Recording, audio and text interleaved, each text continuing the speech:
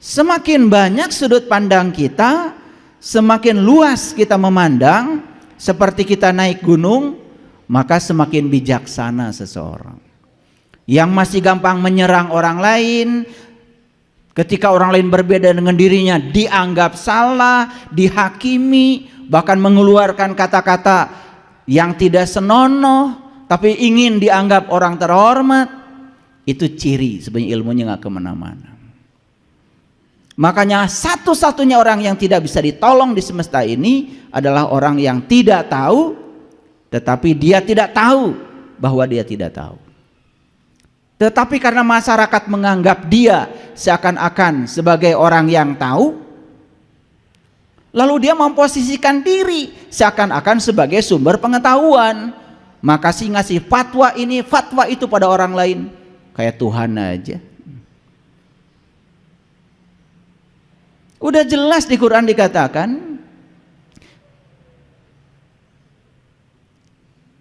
sesungguhnya hanya Tuhanmu yang tahu siapa yang tersesat di jalannya dan siapa yang mendapatkan petunjuk. Inna rabbaka huwa a'lamu biman dola an sabilihi wa huwa a'lamu bil muhtadin. Hanya Allah yang tahu. Lah kamu ini yang ilmunya cuma sedikit, pencitraan saja. Makanya tidak boleh menghakimi siapapun. Ketika orang lain melakukan kesalahan pun tidak boleh dihakimi. Karena apa? Biarkan saja. Karena kesalahan yang dia lakukan akan mengajarkan risiko dari kesalahannya. Risiko itu pelajaran yang akan datang pada dia. Ketika dia diajarkan oleh risikonya, dia akan berubah dengan sendirinya. Dan ketika berubah dengan sendirinya, bukan paksaan dari orang, itu lebih bagus. Makanya bisa jadi kebenaran itu dilahirkan oleh kesalahan. Yang repot itu ketika kita usil, ya.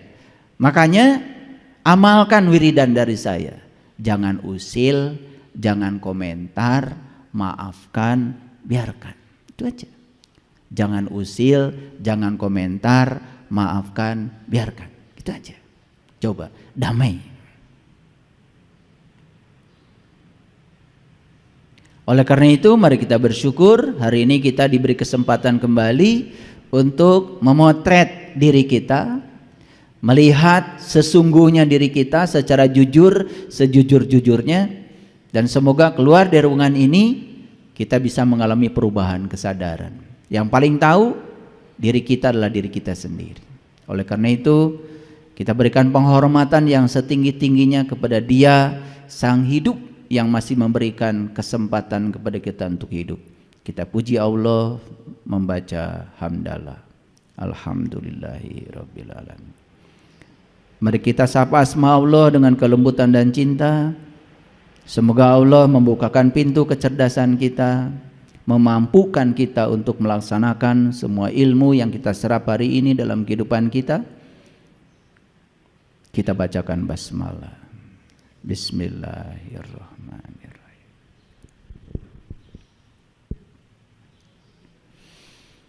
Judul kita hari ini agak unik. Saya beri judul hidup itu 10% masalah dan 90% sikap terhadap masalah. Jadi berapa persen? 100%. Mana yang paling besar bobotnya? Masalah atau sikap? Yang paling besar bobotnya adalah sikap terhadap masalah. Ada orang menghina kita, mau dianggap masalah atau tidak dianggap masalah, itu terserah kita. Karena sesungguhnya masalah itu tidak ada awalnya, diadakan oleh kita. Sekarang anggap saja itu masalah, karena dia telah menyakiti saya, dia telah menghina nama baik saya. Anggap itu masalah. Bibitnya itu cuma 10%.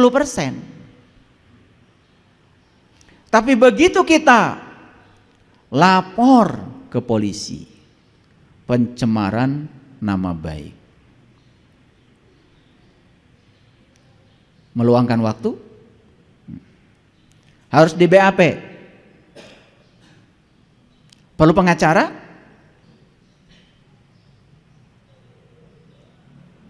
Perlu uang kira-kira?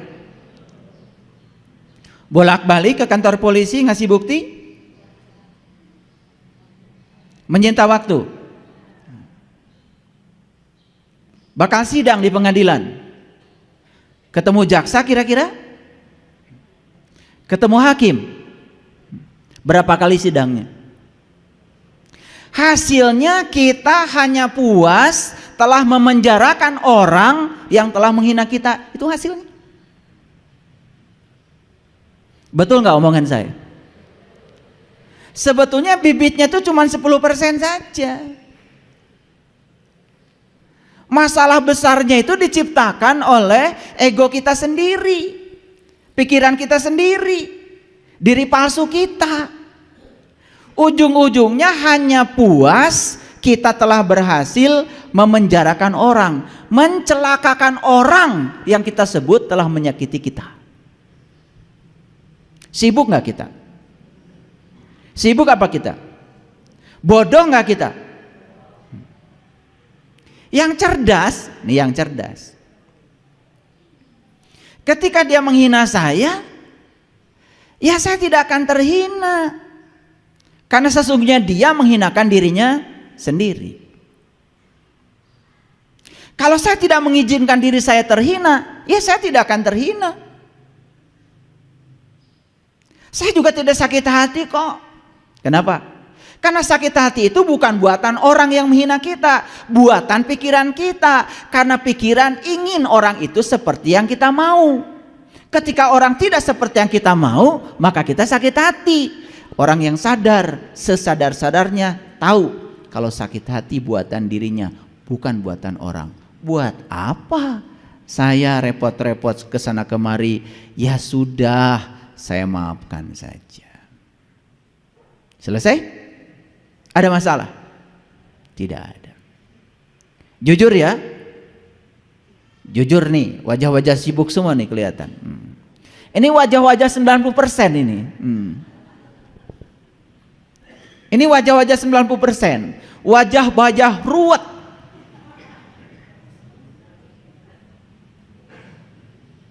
Harusnya bisa sampai 0%.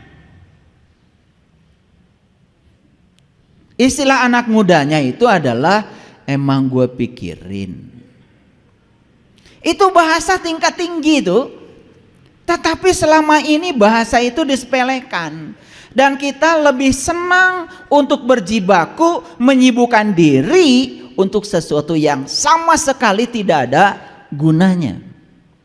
Keluar tenaga banyak, pikiran banyak, uang banyak, melibatkan banyak orang hanya untuk memuaskan pikiran kita, memuaskan ego kita. Betapa bodohnya manusia di kehidupan ini. Sering terjebak kebodohan itu. Sering apa sering sekali? Sampai bersumpah, nanti kalau saya mati, awas ya, kalau dia sampai menyentuh jasad saya, waduh, mati saja udah buat dendam. Orang yang mati kayak gitu, lahir lagi jadi cacingnya udah untung. Gak ada gunanya. Ini ada cerita suami istri. Suaminya itu memendam dendam yang luar biasa sama istrinya. Tetapi dia tidak berdaya ketika masih hidup. Maka dendamnya dibawa mati. Hartanya banyak berlimpah. Sepeda motor banyak, mobil banyak, rumah banyak. Dan ketika dia divonis penyakit tertentu dan dia tahu sebentar lagi mau mati, diam-diam di belakang istrinya dia pergi ke sebuah yayasan amal. Dan dia bikin di depan notaris penyerahan semua hartanya. Tidak ada disisakan satu harta pun buat istrinya.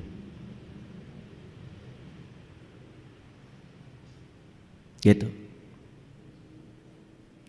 Jadi begitu dia mati, beneran nih matinya. Istrinya itu pura-pura menangis Bombay. Padahal itu yang diharapkan. Apa yang dilakukan istrinya? Langsung buru-buru ke tempat pembuatan batu nisan. Beli batu nisan yang paling mahal, marmernya dari luar negeri. Diukir tulisannya, istirahatlah dengan damai.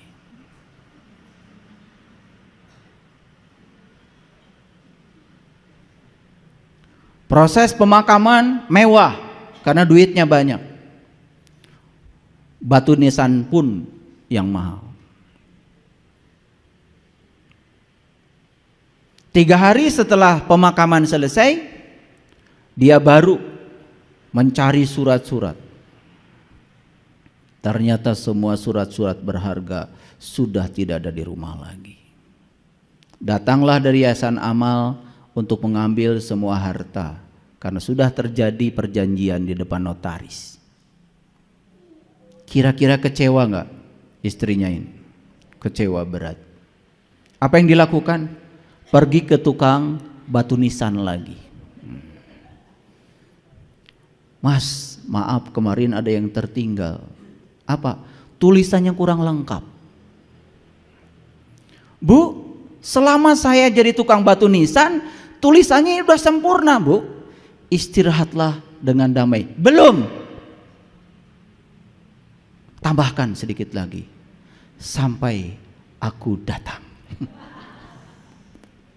Lengkap ya tulisannya.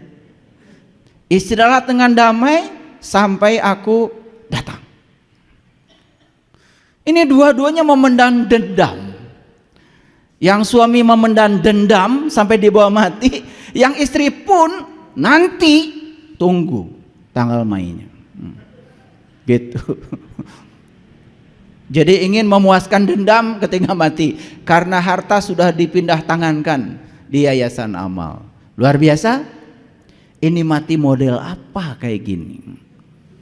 Sama sekali tidak memenuhi ayat la tamutuna illa wa antum muslimun. Janganlah kau mati kecuali sudah menjadi orang yang pasrah total kepada Allah, masih menolak kenyataan hidup. Ini kenapa? Ini kira-kira tipe suami istri 10% atau 90%? Seperti siapa? Seperti siapa? Tuh yang ketawanya paling kenceng itu. Ngaji harus begitu, harus tertawa kenceng, mentertawakan diri sendiri. Jangan-jangan saya masih tipe 90%. Apapun jadi masalah. Orang yang tipe 90% ini apapun jadi masalah. Orang baik saja masalah bagi dia. Apalagi orang yang buruk. Coba. Kesulitan udah jelas jadi masalah, tidak jadi peluang. Apalagi ya, peluang saja jadi masalah, apalagi kesulitan bagi dia. Orang yang kayak gini, peluang saja masalah bagi dia, apalagi kesulitan. Jadi tidak ada di kehidupannya itu yang baik. Semua sudut pandangnya dalam otaknya dia itu buruk semua. Kenapa bisa begitu? Satu, karena dia mengizinkan pikirannya selalu buruk. Yang kedua, dia juga terdidik di tempat yang buruk. Karena ketika kita bayi, kita ini punya yang namanya mirror neuron, cermin saraf. Jadi semua yang kita saksikan itu akan tercerminkan di alam bawah sadar otak kita. Dan itu akan nampak suatu saat pada saat kita dewasa. Itu yang disebut dengan long term memory. Dan itu harus disembuhkan. Sangat berbahaya. Nah, kenapa saya berbicara ini? Ini penting. Ini penting. Karena kadang-kadang kita ini kalau tidak disadarkan, nggak sadar-sadar. Karena selama ini kadang-kadang menganggap wah kurang apa ibadah saya, kurang apa doa saya. Wah semua doa apal, semua doa untuk mengatur Allah supaya Allah takluk dan taat pada keinginan kita, apal semua. Dan ketika Allah takluk pada keinginan kita, bangga kita mengatakan, Allah mengabulkan doa saya. Padahal sebenarnya di balik kata-kata itu sedang ingin memamerkan pada orang, lihat Allah saja sama saya nurut, gitu sebetulnya. Lalu Allah bingung, yang Tuhan lu apa gua, kata Allah. Ya kan? Karena kita diajarkan dari kecil begitu. Terus ya diajarkan ngatur-ngatur Allah supaya Allah itu takluk dan taat sama keinginan kita. Kapan kita mau berserah diri kepada Allah? Ngakunya sih muslim, padahal muslim itu gelar tertinggi yang diberikan Allah untuk mereka yang sudah pasrah total kepada Allah. Maka saya tidak suka dengan istilah muslim non muslim karena perbedaan keyakinan. Bagi saya muslim non muslim adalah soal akhlak, bukan soal keyakinan. Maaf, bisa jadi orang itu keyakinannya berbeda dengan saya, tapi dia sangat pasrah dalam kehidupannya kepada Allah. Bagi saya no problem, bagi saya dia adalah muslim. Bagi saya ya boleh berbeda. Karena selama ini kan muslim non muslim berdasarkan atributnya, lebih mementingkan atributnya, bukan akhlaknya, bukan perilakunya, bukan karakternya, bukan sifatnya. Saya banyak sekali punya sahabat yang keyakinannya berbeda dengan saya, tapi dalam hidupnya sudah penuh dengan kebahagiaan karena sudah bisa menerima semua hal yang tidak diinginkan dalam hidupnya. Bahkan dia bisa merayakan semua hal yang tidak diinginkan seperti dia menerima hal yang dia inginkan. Itu muslim itu. Cirinya apa? Wajahnya itu bersinar, ringan kalau bicara. Iya. Beda kan kalau orang yang berat, punya uang 100 juta dipinjemin 100 ribu saja. Oh, saya baru kemarin beli tanah 100 juta. Sombongnya tetap aja, minjemin kagak, karena baru beli tanah 100 juta. Padahal pinjamnya cuma 100 ribu. Giliran dipinjamkan 100 ribu, 3 hari janji nggak ngasih, udah ditelepon 2 hari sebelum janji itu tiba. Pusing nggak orang kayak gitu? Kira-kira tipe 10% atau 90% macam kayak gini? Seperti siapa? Selalu ada pertanyaan, seperti siapa ya hari ini? Jadi hidup itu adalah 10% apa yang terjadi pada kita, 90% bagaimana kita menanggapinya. Jadi sebetulnya 10% itu apa yang terjadi, tetapi 90% kita menanggapinya. Itu yang membuat kita menjadi sangat sibuk dengan kehidupan ini. Terasa? Kalau belum terasa, sabar, kita akan masuk situ. Nanti juga suatu saat akan terasa, oh itu saya banget, oh itu gua banget. Sholat sudah, bolak-balik ke Mekah sudah, tahajud juga kurang gimana rajinnya, bangun malam luar biasa, tetapi itu coba jadi robot, hanya menjalankan ritual tanpa kesadaran. Hasilnya tidak ada yang berubah. Lupa bahwa Nabi Muhammad diutus ke dunia untuk menyempurnakan akhlak. Semua ritual itu adalah sarana untuk menyempurnakan akhlak, tools, instrumen, tetapi itu dijadikan tujuan oleh kita. Kalau rakaat sholat kita sudah banyak, rasanya kita sudah banyak tabungan kita untuk sampereun jaga di akhirat. Kan begitu kata-katanya, betul? Sampereun aya nama eueuh kosong. Karena semuanya buat jaga. Itulah kadang-kadang kita suka bodoh, terus aja membawa diri kita oleh pikiran ke masa depan, lalu tidak pernah hadir di sini, saat ini, sekarang. Padahal hidup itu adalah di sini, saat ini, sekarang. Yang menentukan masa depan kita adalah saat ini kau buat apa. Jadi hidup itu awalnya sederhana karena cuma 10%. Selanjutnya menjadi rumit karena ditambah 90%. Apalagi yang 90% itu adalah respon-respon yang negatif terhadap semua hal yang terjadi dalam hidup. Tidak ada baiknya. Bayangkan, hidup yang kayak gitu tidak layak dihidupi karena kita telah menciptakan neraka bagi diri kita sendiri. Jadi siapa pencipta neraka? Pikiran kita. Kalau pikiran bisa menciptakan neraka, berarti pikiran juga bisa menciptakan surga. Dan selama ini salah kaprah kita menganggap surga dan neraka itu ciptaan Allah. Surga dan neraka adalah ciptaan pikiran kita sendiri. Belum selesai. Ya, kita lanjutkan dulu. Saya cerita sedikit tentang pikiran. Ada kata-kata bijak, jangan hiraukan masalah. Abaikan justru pikiran-pikiran negatif tentang masalah. Kita selama ini sering berfokus pada masalah. Kalau masalah diabaikan, justru fokus kita ke sini. Ada pikiran apa di dalam diri saya tentang masalah? Ketika pikiran sedang memproduksi pikiran-pikiran negatif tentang masalah, maka yang 10% itu membumbung menjadi 100%. Dibesarkan 90% oleh kita sendiri. Itulah pola kerja pikiran. Jadi pikiran itu ibarat parasut ya, hanya berfungsi ketika terbuka. Pernah lihat orang terjun payung? Pernah ada berita orang terjun payung kemudian meninggal? Gara-garanya cuma satu, karena parasutnya tidak terbuka. Begitu parasut tidak terbuka, ya sudah, dia akan mengalami percepatan jatuh bebas dalam fisika, free fall. Dia akan jatuh bebas tanpa hambatan. Tetapi begitu ada payungnya terbuka, dia bisa kendalikan mau hinggap di tempat mana. Itu bedanya. Makanya orang-orang yang hari ini pikirannya masih tertutup, persis seperti orang terjun payung, parasutnya tidak terbuka. Dan orang-orang yang terbuka pemikirannya biasanya gampang untuk bisa menerima pandangan dari orang lain. Makanya dia akan menjadi kaya sudut pandang.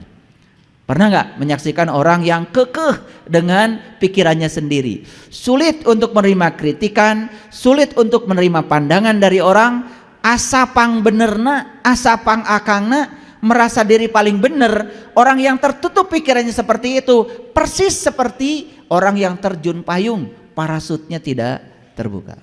Ayo, sudah berapa lama kita memiliki pikiran yang tertutup? Sudah berapa lama? Sudah terlalu lama. Makanya pikiran kita sudah kronis ini, sudah sangat kronis. Makanya kemarin ada yang share di grup di Australia, katanya guru-guru di Australia tidak menjadi sedih ketika anak tidak bisa matematika, tetapi menjadi sangat sedih ketika anak tidak bisa antri. Kenapa? Karena antri itu implikasinya sangat luar biasa. Satu, ketika antri belajar bersabar. Dua, ketika antri belajar untuk menghargai orang lain dan diri sendiri. Karena Anda datang paling belakang, ya sudah, Anda di belakang. Ini datang belakang tapi pengen selalu paling depan. Itu kan orang-orang yang culas. Ini soal akhlak ini, soal akhlak. Saya sering menyaksikan kejadian ini bahkan ketika saya sedang melaksanakan ibadah. Maaf. Kadang-kadang ini bisa terjadi di tempat yang disebut kota suci.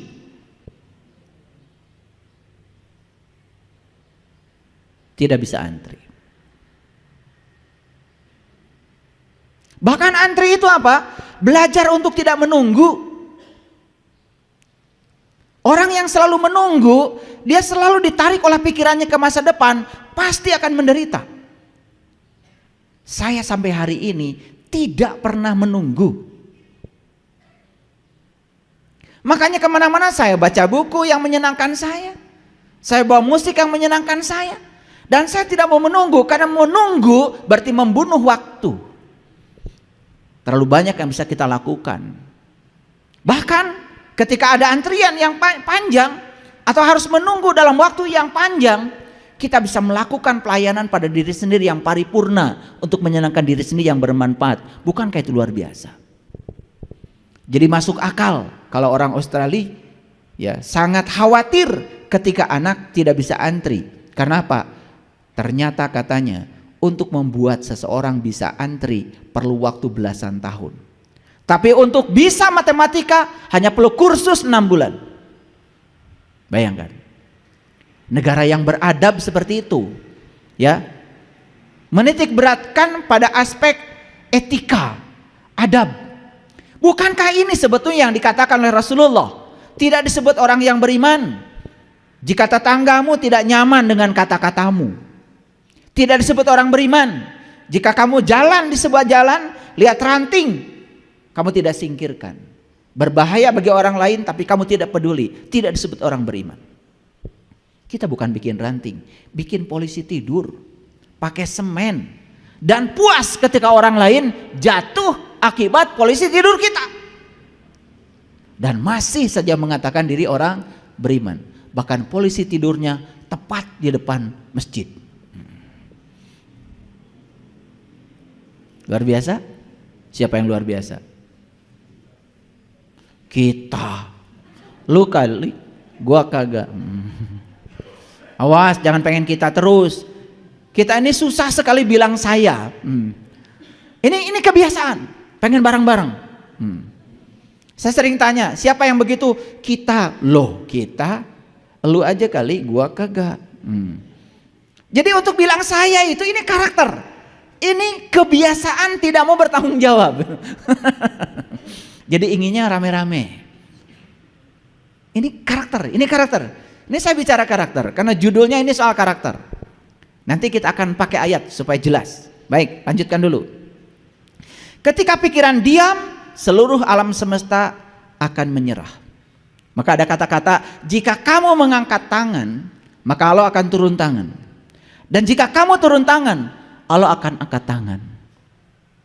Ini kata-kata yang luar biasa. Cuman implementasinya kadang-kadang nggak ngerti. Jika pikiran diam, seluruh alam semesta akan menyerah. Maka belajar mendiamkan pikiran. Gimana caranya? Itulah pentingnya meditasi. Alergi dengan meditasi, ganti muraqabah ke, muhasabah ke, pakai biar Arab. Tapi intinya adalah belajar menyadari bahwa pikiran bukan diri kita. Belajar menyadari bahwa tubuh bukan diri kita. Diri kita yang sebenarnya adalah sang kesadaran pengamat bagi pikiran. Gak akan larut kalau begitu. Yang melakukan yang begini kebanyakan justru orang lain, bukan kita. Padahal ini ajaran Islam luar biasa. Quran mengajarkan kita untuk belajar murakabah, muhasabah, musyahadah, mukasyafah. Ini ajaran Islam. Tetapi implementasinya kita nggak ngerti.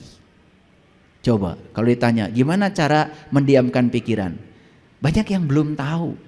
Malah ngomongnya gimana cara membunuh pikiran. Pikiran nggak bisa dibunuh. Pikiran tuh kayak anak kecil. Kayak anak kecil pikiran tuh.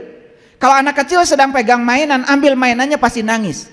Cara mengambil mainan itu kasih mainan baru dia akan senang. Makanya kalau kita mau mendiamkan pikiran, kasih mainan baru. Caranya sederhana. Fokuskan pikiran pada nafas. Menyadari nafas kita masuk, keluar, datang dan pergi. Menyadari bahwa kita sedang mengalami hidup dan mati. Menyadari bahwa sesungguhnya dalam diri kita ada Dia yang tidak pernah tidur, nggak pernah ngantuk. La ta'khudhu sinatu wala naum. Nafas adalah wujud nyata kehadiran Allah dalam diri. Makanya memfokuskan pikiran pada nafas membuat pikiran kita diam. Ketika diam, pikiran ini tidak terlalu galak. Coba. Kalau tidak bisa begitu, mindfulness. Caranya apa? Tarik napas hitungan 4, tahan napas hitungan 7, buang napas hitungan 9. Akan tenang. Lambatkan jantung kita. Pikiran akan diam. Pikiran diam, perasaan akan tenang. Itu teknik-teknik sederhana yang kita lupakan. Padahal ini adalah ajaran leluhur kita yang sangat luar biasa. Pernah melakukan begitu? Ketika kesal, tarik nafas yang dalam. Menikmati kehadiran nafas dalam diri. Pernah? Enggak. Padahal sangat sederhana. Ini yang hilang dari kehidupan kita. Lalu kita menjadi sangat terbiasa untuk reaktif, tidak bertanggung jawab. Itulah. Lihat saya semuanya. Jadi pikiran ini persis seperti kabut. Sedangkan kesadaran kita, diri sejati kita persis seperti langit biru. Coba, langit tetap saja biru. Ada kabut, tidak ada kabut. Kabut itu kadang hitam, kadang putih. Ada dan tiada. Tapi langit tetap aja biru. Makanya orang-orang yang sudah menjadi langit biru, yang sudah berkesadaran tinggi, bahasa Qur'annya sudah mencapai sakinah, itu dilambangkan dengan teratai. Teratai itu semakin kotor tempat dia tumbuh, semakin indah dan bening bunganya. Makanya teratai menjadi lambang meditasi. Makanya orang bijak mengatakan, jadilah langit biru, jadilah layar. Pernah lihat layar? Kalau sekarang saya putar di sini video kebakaran, terbakar nggak layar? Kalau sekarang saya putar video banjir di layar ini, basah nggak layar? Layar. Ada video kebakaran tidak terbakar, ada video banjir tidak basah, layar. Sudah bisa begitu nggak? Iya. Kebanjiran kalian mah basah. Ada kebakaran gosong. Kapan mau bahagia kalau begitu? Ini namanya belum mencapai sakinah. Tapi ngomong sakinah udah pinter ya? Iya, kalian kan begitu. Setiap orang nikah semoga samawa. Ketiganya bu, naon samawa teh? Ah duka. Karena kita terbiasa latah ngikutin apa kata orang. Padahal samawa itu sakinah, mawadah, warohmah. Itu terjadi bukan hanya untuk pasangan pernikahan, bukan. Sakinah itu untuk pasangan kita. Karena manusia itu diciptakan Allah sudah berpasangan. Pasangan itu jasmani dan ruhani. Pasangan itu jasmani dan ruhani. Kalau sudah selaras jasmani dan ruhaninya, itu namanya sudah sakinah. Suami istri itu tidak mungkin selaras. Apalagi belum bisa menerima dan menghargai perbedaan. Yang terjadi sengketa terus. Apalagi tidak tahu tujuan menikah. Tujuan menikah itu cuma satu, latihan menerima dan menghargai perbedaan. Karena Anda dengan saya beda. Ini malah saling memaksakan persamaan. Bikin dalil-dalil. Sebagai istri, awas. Kamu tidak akan masuk surga sebelum dapat restu dari saya. Walaupun suaminya binal kayak apa, pinter kalau bikin dalil begitu. Nurut sama suami atau tidak? Wah.